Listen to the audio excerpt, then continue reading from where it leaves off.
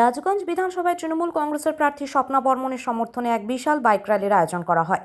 জলপাইগুড়ি সদর তৃণমূল কংগ্রেস প্রার্থী কৃষ্ণ দাসের উদ্যোগে বাইক র্যালিতে সোনাজয়ী ক্রীড়াবিদ ও রাজগঞ্জ বিধানসভা কেন্দ্রের তৃণমূল প্রার্থী স্বপ্না বর্মনের সমর্থনে বিপুল সংখ্যক দলীয় কর্মী ও সমর্থক অংশগ্রহণ করেন। কৃষ্ণ দাসের বাসভবন থেকে আমবাড়ি তারঘেরা ময়দানে পর্যন্ত পরিক্রমা করে এই বাইক র্যালি। প্রসঙ্গত, রাজগঞ্জ কেন্দ্রের বর্তমান বিধায়ক খগেশ্বর রায় এবারের বিধানসভা নির্বাচনে দলীয় টিকিট পাননি। তার পরিবর্তে তৃণমূল কংগ্রেস প্রার্থী হিসেবে ঘোষণা করা হয়েছে এশিয়ান গেমসের সোনাজয়ী ক্রীড়াবিদ স্বপ্না বর্মনের নাম। প্রার্থী ঘোষণা হওয়ার পর খগেশ্বর রায় দলীয় পদ থেকে পদত্যাগ করেন। এই পরিস্থিতিতে তৃণমূল কংগ্রেসের কর্মী সমর্থকরা বিশাল বাইক র্যালির মাধ্যমে বার্তা দিতে চেয়েছেন যে প্রার্থী নির্বাচনে দলের সিদ্ধান্তের পাশে তারা ঐক্যবদ্ধ এবং স্বপ্না বর্মনের সমর্থনে লড়াই চালিয়ে যাবে। আচ্ছা, কি কবেন তোমা কোথায় ইচ্ছা নেবি? আমার রাজগঞ্জ থেকে আইছি। তোমরা সবাই জানেন যে গতকাল যখন প্রার্থী ঘোষণা হয় আমরা সবাই বিভিন্ন রকম সংগঠন ছিল, কিন্তু আমরা জানি যে কৃষ্ণ দাস এমন একটা ব্র্যান্ড, খালি উত্তরবঙ্গের কিন্তু পুরো ব্র্যান্ড একটা কৃষ্ণ দাস যেখানে জনগণ সেখানে। তো কালকে যখন প্রার্থী ঘোষণা হয় আমরা কিন্তু সেই সংগঠনে যুক্ত ছিলাম, মানে মাননীয় বিধায়ক খগেশ্বর রায়ের সঙ্গে আমরা যুক্ত ছিলাম। আমি 2021-এর আগে আবার এখানেই ছিলাম। কিন্তু গতকাল যখন বিধায়ক সাহেবের একটা বাইট দেখলাম, বক্তব্য দেখলাম, এত খারাপ লাগলো যে দলকে যদি ভালোবেসে থাকে তাহলে বিধায়ক সাহেব কালকে কি করে বললো স্বপ্না বর্মন হারবে। বিগত দিনে আমরা দেখেছি কৃষ্ণ দাস মহাশয়কে দল বারবার আশ্বাস দিয়েও 2021-এ আমরা এখানে একটা প্রহর অপেক্ষায় ছিলাম যে কৃষ্ণ দাস মহাশয় টিকিট পাবে, কিন্তু ঘোষণা হয়েছিল খগেশ্বরের নাম। তখন কৃষ্ণ দাস কোনো বেফাস মন্তব্য করেননি। 2022-এ বা 2023-এ যখন জলের সভাপতি দিতে চাইছিল কৃষ্ণ দাসকে দেয়নি, তবুও কৃষ্ণ দাস কোনো বেফাস মন্তব্য করেনি। আর বিধায়ক একবার টিকিটটা চলে গেল, কালকেই বলছে দল হারে যাবে। কেমন ভালোবাসে উনি। তাই আমরা যেহেতু দলকে ভালোবাসি, দলের সিম্বল আমাদের যাকে দিয়েছে, দল যাকে মনোনীত করেছে স্বপ্না বর্মন মহাশয়কে আমরা বিপুল ভোটে জয়যুক্ত করব এবং সেটা কৃষ্ণ দাস মহাশয়ের নেতৃত্বে। সেই আশা নিয়ে আমরা আজকে কৃষ্ণ দাস মহাশয়ের বাড়িতে এসেছি। কি নাম আছে? আমার নাম নূর আলম। কোনো পদে আছেন? আমি ছিলাম সুকানি অঞ্চল জয়হিন্দ বাহিনীর সভাপতি, কিন্তু এখন আমি কৃষ্ণ দাস মহাশয়ের অনুগামী একজন।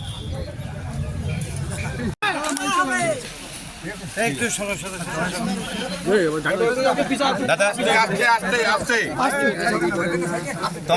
তোমার এই খুশিতে কয়েক হাজার মানুষ তোমার বাড়িতে আসছে তোমার সংবর্ধনা জানা, কি কবেন? এটা দারুণ খুশির খবর। কারণ হচ্ছে মমতা বন্দ্যোপাধ্যায় মাননীয় মুখ্যমন্ত্রী এবং আমার সকলের প্রিয় সংসদ অভিষেক বন্দ্যোপাধ্যায় যে সিদ্ধান্ত নিছে রাজগঞ্জের বুকে, অনেকে অনেকভাবে কহছে যে নামটা পড়ার সময় 2 মিনিট অপেক্ষায় ছিল, কিন্তু ভালো করে দেখবেন ভিডিওটার মধ্যে পরিষ্কার করে দেওয়া আছে স্বপ্নার জায়গায় স্বপন কইছে। পরে কথা স্বপ্না বর্মন আপনারা সবাই জানেন একজন অ্যাথলেটিক এবং ভালো এবং নাম করা অ্যাথলিট। এই যে স্বপ্না বর্মনের কথাটা কইছে, এইটা অনেকে অনেকভাবে ব্যাখ্যা দিয়েছে। এখন যেভাবে রাজগঞ্জের মানুষ তৃণমূল দল করে, রাজগঞ্জের মানুষ ন্যায় চায়, রাজগঞ্জের মানুষ শান্তিপ্রিয় মানুষ, তাই রাজগঞ্জে বিপুল ভোটে জয়যুক্ত হবে। মুই খুব খুশি যে রাজগঞ্জের মানুষই আজি এতটা উৎসাহিত হয়েছে, এতটা আনন্দ পাইছে। রাজগঞ্জের নতুন সূর্যর উদয় হয়েছে এবং রাজগঞ্জবাসী পরিষ্কার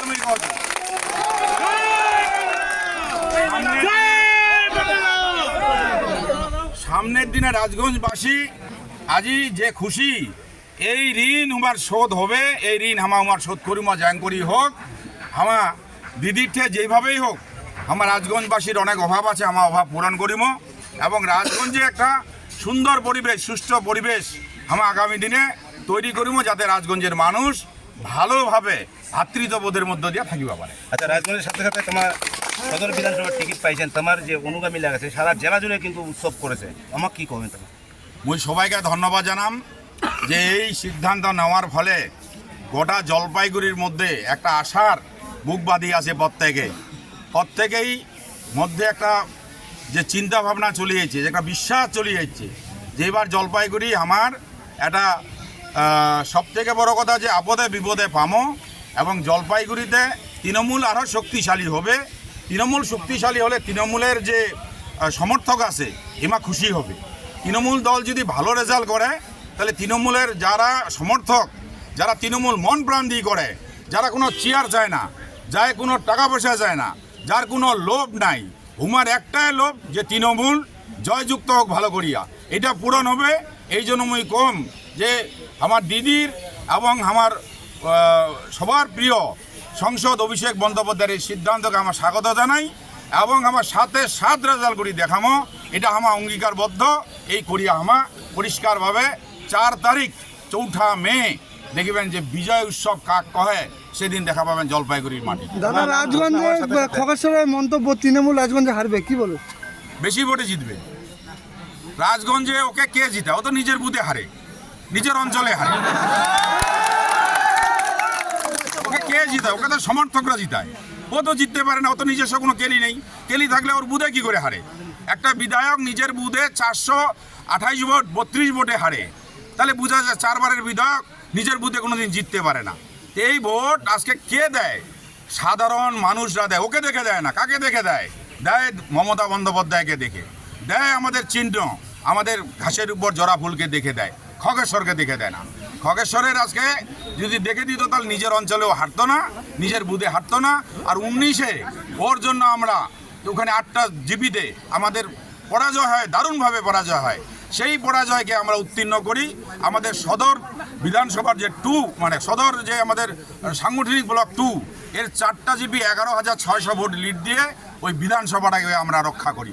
ওর বক্তব্য লেকচার আমরা শুনবো যে ও জিতায় নিয়ে আসে, বেশি ভোটে জিতবে। মানুষের দেখতেছেন উচ্ছ্বাস কীরকম, মানুষের কীরকমভাবে দেখতেছেন ভালোবাসা, আবেগ। আজকে সবাই এখান থেকে ছুটে আসে, দেখতেছেন যে কি। আর যারা ওর পিছনে কালকে ছিল সবাই আমাকে ফোন করে বলতেছে, ওর সামনে বলছে পদত্যাগ, পিছনে বলতেছে বাস। সব ফোন করে বলতেছে। আমি বললাম কি ব্যাপার, এখানে চিল্লাইলা?